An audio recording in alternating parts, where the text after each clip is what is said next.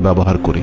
প্রিয় দর্শক, জেনে অবাক হবেন, ওই সময়ের ঐতিহাসিকগণ বলেছেন পৃথিবীর বুকে সবচেয়ে ভয়ঙ্কর এবং শক্তিশালী অস্ত্র হচ্ছে উম্মে জামিলের জিহবা।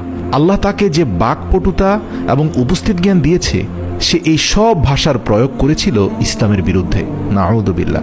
তিনি শুধু ইসলামের বিরুদ্ধে দাঁড়াননি, বরং ইসলামের ক্ষতি করতে, নবীর সম্মান ধ্বংস করতে এবং বিশ্বাসীদের ভয় দেখাতে সর্বাত্মকভাবে তার জিহ্বাকে ব্যবহার করতেন। মক্কার সরু গলি, ঘরের উঠান এবং কাবার আশপাশে তার বিষাক্ত কথাগুলো শোনা যেত। তিনি শুধু একজন শত্রুই ছিলেন না, বরং তিনি হয়ে উঠেছিলেন ফিতনার উৎস। তবে তার প্রকৃত যুদ্ধ কেবল তখন শুরু হয়েছিল। উম্মে জামিলের কাছে ইসলাম শুধু একটি বিশ্বাসী ছিল না, এটি ছিল তার জীবনের জন্য একটা বিশাল হুমকি, তার অহংকার এবং সম্পদের রাজ্যের জন্য এক বিশাল থ্রেড।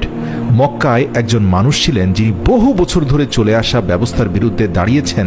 এটা উম্মে জামিলের জন্য মেনে নেওয়া কঠিন হয়ে পড়েছিল, এবং এই নতুন বিধানকে, নতুন দিনকে থামানোর জন্য তিনি যে কোনো কিছু করতে প্রস্তুত ছিলেন।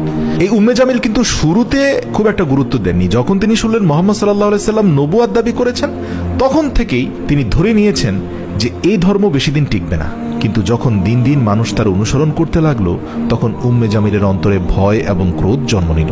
তার স্বামী আবু লাহাবের সাথে মিলে দীর্ঘ কয়েক মাস ধরে গভীর গবেষণা করে এই নতুন দিন ইসলামের বিরুদ্ধে সংগ্রামের এক গভীর ষড়যন্ত্র ফাঁদলেন। উম্মে জামিলের মক্কায় নারীদের উপর শক্তিশালী প্রভাব ছিল। তার একটি কথাই দ্রুত পুরো শহরে ছড়িয়ে পড়ত।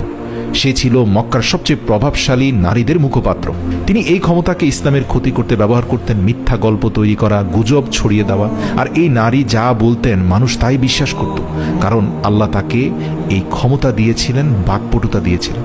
তিনি বলতেন, মুহাম্মদ তো পাগল, সে একজন জাদুকর, দেখতে পাচ্ছ না তার কোরআনের বাণী শুনে যে কেউ বিমোহিত হয়ে যায়, এটা নিঃসন্দেহে জাদু।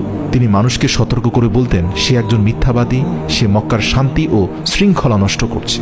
প্রিয় নবী মুহাম্মদুর রাসূলুল্লাহ সাল্লাল্লাহু আলাইহি ওয়াসাল্লামের সম্মান ক্ষুণ্ণ করার জন্য এ নারী এমনভাবে উঠে পড়ে লেগেছিল, মনে হচ্ছিল যেন কেউ একজন এর বিনিময়ে প্রতি ঘন্টায় তাকে স্বর্ণমুদ্রা দিচ্ছে।